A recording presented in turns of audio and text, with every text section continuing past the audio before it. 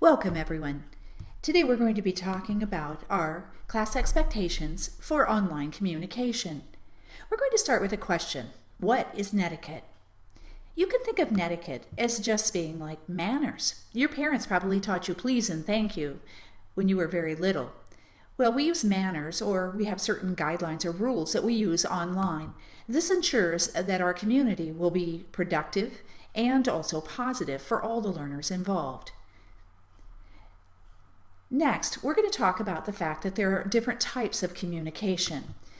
One is formal. This is like our discussion board at Edmodo that we'll be using. Other types of communication include informal, like chatting or texting that you do with your friends. This is where you might use emoticons, you might use abbreviations, and you might not even use complete sentences.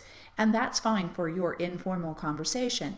Remember, we're going to be focusing on our formal communication. Email is included in both formal and informal, depending upon to whom you're writing. Please consider that if you're writing to a teacher, you're going to use formal conversation convention. On our Edmodo discussion board, you're going to be posting and you're going to be responding to your peers. We want you to consider carefully that text doesn't always communicate the entire meaning or intent of what you're writing. So consider your tone and what it is that you're really saying. You need to always be respectful. This means that you are inclusive of everyone. It also means that you're positive toward others even when you disagree. Use names and titles. And remember that in print, sarcasm doesn't come across clearly. We don't see your facial expressions or your gestures, so no sarcasm. We want to be positive, polite, and thoughtful. You can see that Alex hasn't learned this lesson yet. He's definitely not following the netiquette rules. He's also responded here in all capital letters, which means he is shouting. Remember that online. In our formal conversation, we always need to remember that there is somebody behind the post. And we need to remember we're not anonymous online. Even though we may not see the other person, we're responding to a real person, so consider their feelings carefully.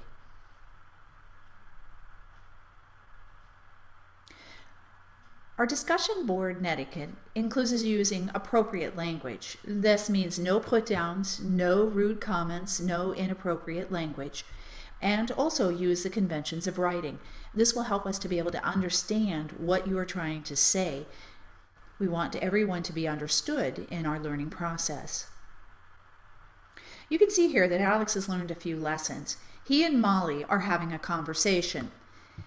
They don't agree on what they're talking about, but they're definitely trying to be positive toward each other, and they're trying to understand the other person's perspective. This is making for a productive conversation where learning can happen. They're also learning what it means to be forgiving, perhaps, of each other. If somebody posts something and it doesn't come off as being very positive or supportive, just be forgiving. Give them the benefit of the doubt. Sometimes we do become angry when we have comments posted or responses to ours. You need to pause and remember the 24-hour rule before responding.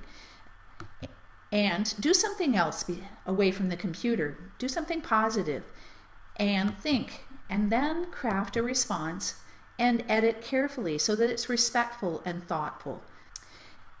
When we're posting online, we want to remember to always include a subject line so that we know what the post is about. We'll have many posts on our Edmodo board. It's helpful if we have a subject line to guide us to the one we're looking for. Also, respond in a timely manner. Don't wait too long before responding to other people's posts, especially if you're being part of a conversation. And always edit and spell check. This will make it easier for us to enjoy and learn to communicate and respond to one another. Now we're going to participate in a scavenger hunt. There are other topics of digital citizenship like privacy and cyberbullying and copyright that I want you to learn about.